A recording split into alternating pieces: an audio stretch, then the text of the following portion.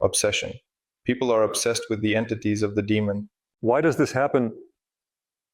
It happens because a person loses their awareness. A person often commits a lot of foolishness and silliness and idiocy in their life, bringing themselves to a state where they become a decaying corpse, followed by spammers. I have not seen, do not know, and cannot imagine a single situation where a strong, healthy person could be consumed by these processes. They cannot do anything to him at all. He is not vulnerable to them. The nature of a human being is so powerful that some non-organic entity, some little demon or whatever you want to call it, cannot do anything to him at all. But if a person is destroying, annihilating, maiming, killing, injuring themselves, in what way? Through passions or kinerit. For example, he might perhaps start drinking, indulging himself uncontrollably. He might take drugs. Drugs, the same thing, in the same direction. Look, there's a very subtle point here. That is, a person won't just drink for no reason. Mostly, a person drowns something, some grief, some pain. In other words, you don't drink away a good life. There's such a saying. Where did this pain come from? He hates something or is offended by someone. In other words, something happened that he categorically disagrees with. His position is rigid, and it struggles against the circumstances of the external world. Naturally, when it comes to the external world, what does it mean to fight against the external world? Essentially, you are fighting against God, against the Creator, because He creates the external world. And so, when a person tries to fight against it and is not very successful, they initially fall into a kind of struggle, and then into despair about it. And if he does not back down from his positions, if his pride is absolute, thinking that he would rather die than give in, he begins to kill himself. That is, everything begins on the subtle planes, and when he destroys himself, at some point his decomposition becomes so foul that non-organic beings start to swarm around him. They begin to consume him completely, and when they start to devour him, it becomes significantly harder for him to break free, because they are not interested in letting him go. They keep him in these states. They are getting on his nerves, they are draining his energy, they come to him in dreams, they come to him in reality if he is in a state to see them, if he has drunk to the point where he can already see the devils, and they tug at him, tug at him, tug at him with one single goal, to feast. Do they come from outside or do they inhabit the body of a person? They come, of course, from outside, but the funny thing is that in our physical body there is a certain area, like a portal, which is a natural process for us. That is, any person can open this portal within themselves, and non-organic life will pour in from there. But if a person is aware, if they know what they are doing, if they are mentally strong, then she just came out and spread somewhere in the space. She can't do anything to him. But if a person is weak, then either they open the portal themselves, there, in the Arcanaret. They joke about it. They open it all themselves. Or he simply falls under the influence of other people in the same state, whose possession is open. They can just jump from one person to him. And yes, they can live as if in a physical body, if such an opportunity exists. If the body is sufficiently tense and spasmed, if it has crystallized enough and has already crystallized, then one can live in it. But they will not live in it if the body is not completely dead yet, so to speak. If it is still trying to resist, they will live in the field, for example, in those places where there are strong field crystallizations. These crystallizations, as the body uses them, enter into it and hold on. And at this moment, yes, it is very difficult to pull a person out. It requires conducting some sort of exorcism sessions, meaning using techniques that are specifically aimed at expulsion. But by driving all this out, we will not save the person. If he does not change. How to understand that a person has such an infestation? You know, when you look at such a person, you might feel anxiety inside. I mean, when you see a drunk person, you might feel disgust or pity for them. But here you look at them and feel some kind of anxiety, a sense of danger. Even though they are lying there and pose no threat at all, you still feel that danger. This means that there is an alien consciousness within it. Whenever we perceive an alien consciousness, we immediately enter a certain internal tone. So our radars, they see this. And when a person, but you look at them, and at some point you look and think, damn, they've become dangerous. You know, it's like there is simply a criminal who committed a crime there for money, or just because he is an emotional person, he committed some crime there in a fit of passion, and then there is a maniac. And even if the maniac is sober, and even if he is just doing nothing and sitting quietly, it is evident in his eyes that something is wrong with him. He is dangerous, and you cannot turn your back on him. It is simply felt. And here it is the same, seemingly a fool. Then suddenly he becomes dangerously sharp, although he continues to self-destruct and die. And this is how a person without extrasensory perception perceives this pre-sentient being. How to protect yourself from such people? Live with dignity and beauty, and then there simply won't be such people in your field. How can you tell, for example, if you have signs of possession? Oh, it's useless. There's no way to understand. Once it has latched onto you, you are already lost to the world as a conscious being. You are just simmering in this madness, and for a mad person, it is almost impossible to admit to themselves that they are mad. The other thing is that we still remain human. Despite the fact that you have injured yourself, despite having brought yourself to such a state that these anchors have already hung on you, you still remain a human being. And within every person, there is this divine spark. And if you go towards this spark, the soul, the divinity in the heart, it doesn't matter what you call it. There is something primordial in every person. If a person, despite being in their madness, grasps that very original thing, it will be clear in their perception. It will be very evident. This is not a matter of understanding. It is not a matter of brain activity. It becomes obvious when he looks at himself in the mirror. And he feels terrible about what he sees, alone. And now his next steps could bring him back to a state where all these entities simply scatter away from him. Okay, if it's impossible to understand that there is an entity within you, how can you understand that there isn't one? Oh, listen, well, this is a question from the series, How to Understand That You Have Chains of Mucus in Your Intestines, 60th. Why do I ask? Because many people who study information on this topic online start to wonder, is this happening to me right now? No, it's most likely just games of the mind. You see, possession is a state where you no longer ask yourself that question. You are in madness. You are already in such a state that those around you ask you questions, listen, but you are not this, not that. You can understand from those around you, if the people around you start saying that you, perhaps yes, something is already wrong with you. Some people who are just starting in their practice often face such judgments from others when they are told that something is wrong with them, that they have gone crazy, that they want the old you back, and so on and so forth. And so these people often become victims of a situation where their previous environment simply ceases to exist. It's very simple. You need to focus on those people who did not know you before. I say it again, people have radars that will see and feel the settlers in you.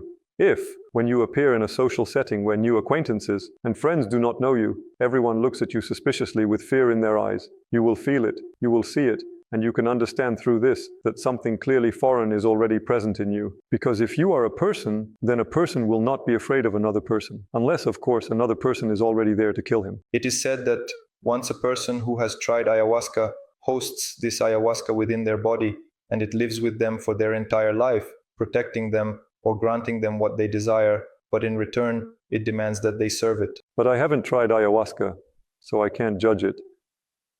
Maybe you've seen it. People who are into these things haven't come to me. That is, there were no such people. But I am familiar with people who have indulged in mushrooms. And mushrooms definitely have their own consciousness. They are clearly manifested at the level of energy, and they definitely hold the consciousness of the person who interacts with them. It's something like symbiosis. That is, they provide the opportunity to level out about 10 years of practice and gain access to energy. But they take something in return. Primarily, they take the consciousness of the person within themselves. We spend our consciousness anyway, but it's one thing when you spend it on exploring this reality, on learning, on understanding, on developing yourself. And it's a completely different matter when you simply waste it as a tribute, and it can no longer be directed towards your own development. And what you see under this substance, yes, the mushroom one, well, it's like going to a museum. You won't take anything with you. Maxim, what you'll have is a memory of it, a recording in your brain. I saw this and I saw that, but this is not yours. It's just that you saw it, like in a museum. That's the problem. I don't know about the Ayahuasca. We need to take a look. And how to break free from this influence? By using mushrooms, for example. Just stop interacting with it. When a person stops doing something, after a while it loses its power over them. But this is time. This time must pass. And there is one more point here. It all depends on what? I say there is one more point. What a person switches to. For example, if a person switches to practices that lead them into a more dynamic state, a more fiery, more powerful, and more potent state, then everything can reset and be cleared out in, I don't know, a month. If a person just sits in a chair and waits for it to end, it will never end, because they are doing nothing to make it stop. They would rather die than have it somehow drain out of them. And what about the infestations of some ancient or powerful demonic structures, ancestral demons, and so on? Yes, there are, besides these non-organic beings that inhabit the space of the second gates, and in one way or another, I have mentioned them. There is also the space of the fifth gates. The gates are like teleports, like wormholes, into which one can penetrate with their attention or even fully enter with their body, energetically and physically. And you will find yourself in another dimension, and in this other dimension of our space. Imagine the universe as an egg. It has layers, and you can access these layers through your energy. I am aware of all this. Let me explain. So, one can reach the tier of the fifth gates, where demonic beings and angelic entities, such as seraphim, cherubim, and archangels, truly exist and manifest. In my terminology, these are the suras and asuras. Here, the English demons, white, black, it doesn't matter. They have their own world, they have their own space, they live their life there. They have fiery bodies. Fiery not in the sense that they burn with fire, but in the sense of mobility. They are very fast, meaning they are not as material as we are. For example, if a demon were to enter this space right now, it would simply burn a hole in the matter with its appearance, because its energy is very mobile. They have a personality. They have their own values. They have their own goals. They are absolutely real, living beings. Their configuration is not like that of a human. They have a different configuration. How do they attach themselves to a person? This mainly occurs through specific rituals and invocations. Or when this demon is present in the lineage? If, for example, somewhere in the ancestral line someone practiced witchcraft, engaged in magic, performed ritual actions, made invocations, read these invocations, then the demon, having heard and responded to this call, begins to interact with the person. Why does it start this interaction? Why does it start this? This is a rhetorical question, because they surpass us intellectually. They surpass us energetically. Here, provided that we are present here and now, they do not surpass us energetically if we are in a state of flow, with no chances at all. But if you only perceive yourself within the confines of your physical body, and perhaps a cocoon or aura, it surpasses you. And the reason why it plays with you is not definitively known. For them, it is a kind of act of pleasure. They are no longer those cute parasites, the non-organic entities that shy away from consciousness. They are now interacting with you in a multifaceted way. All right, let's discuss this in a bit more detail in the next video. But for now, let's touch on the topic of whether such a being can be expelled from one's structure. You see, what I actually saw and engaged with there is perceived as you being like a pet to it. Can my cat, which I have, drive me out of the house? How can he do that? He can't do that at all. I would be more likely to drive him out of the house than he would me. And so, the people who find themselves in such relationships, I say again, this is not minor non-organic entities. These are serious, very worthy, very powerful beings, and they engage a person for fun, well, just for kicks. All right, so it turns out that one can only get rid of non-organic entities. Yes, these can be dealt with easily. This one will require negotiation. This one will need to somehow regulate the connection that has formed. And to stop it, it's not just that you threw your whim in there and everything happened. No, you can fall under. Let me explain. You can use the patronage of other systems. In other words, to say that these now protect me, cover for me, swapping one problem for another, but technically it works. For example, to go into some religion. Yes, easily. In religion, there are mechanisms of patronage, but then they start to skin you. Is there any patronage in your system of practices? No. In my system of practice, there is no blood. It can sometimes be quite difficult to internally accept that no one will worry about you. You either cultivate yourself and reach a state of absolute, or the other practitioners simply watch you burn while they themselves move on. What tools do you have in your system to help in the expulsion of these parasitic entities? You know, there are different ways to approach this.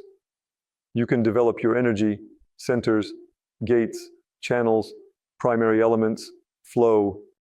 1,000,000 centers up, 1,000,000 centers down. That is, you are developing. It's like a gym. You go and work out every muscle, and in the end you look completely different, much stronger. One can take another path. This is to seek the protection of one's deity in the heart, in the soul. Then you don't develop yourself. so to speak, in a multifaceted and versatile way, and you immediately dive in there, and I'm in my little house, and that little house is such that you can't get close to it. There is absolute power there, an irresistible power for these beings. They may try to scare you and pull you out of this state, but they cannot do anything to you if you do not pull yourself out of this state. And so you simply synchronize yourself with your own divine state in the heart, bringing these states here, becoming aware of yourself synchronously in that fiery manifestation. And they are like, well, okay, I'll wait until you fall out of this state, and then we will talk. But you can choose not to get out of this state, to continue to amplify it, and for a while it will just wait. Then most likely it will leave you alone. Why would it do anything if it can go and find someone else if it needs to? If it doesn't need it, the relationship will end. Are these tools included in the courses, or do we need to look for them elsewhere? All practices, all exercises, and all knowledge are in the courses. But you will need to listen to this information, practice these practices, do the exercises, and achieve success in this. That is, you must not just look at it. This will lead to nothing. You must actually start working on yourself, working with your energy, working with your soul in the heart, and this will also yield results. All the instructions, all the settings, all these states are shown there. I sat and demonstrated these states. Look, this is how it looks. I will repeat once again. Any person who sees, anyone, just as we started the conversation, will understand that you will still see these entities. And when I demonstrate these states there, you read them, you have someone to imitate. Everything you imitate is now yours, and it works. But if you approach it purely as I bought it, put it on a fat disk, now everything should happen, that doesn't work. Do you want to unlock your inner strength and learn to manage energy? The course, Power of Consciousness 1. Practical energy will provide you with tools to improve health, develop intuition, and gain a deeper understanding of the world. Join and start changing your life right now. Link in the description.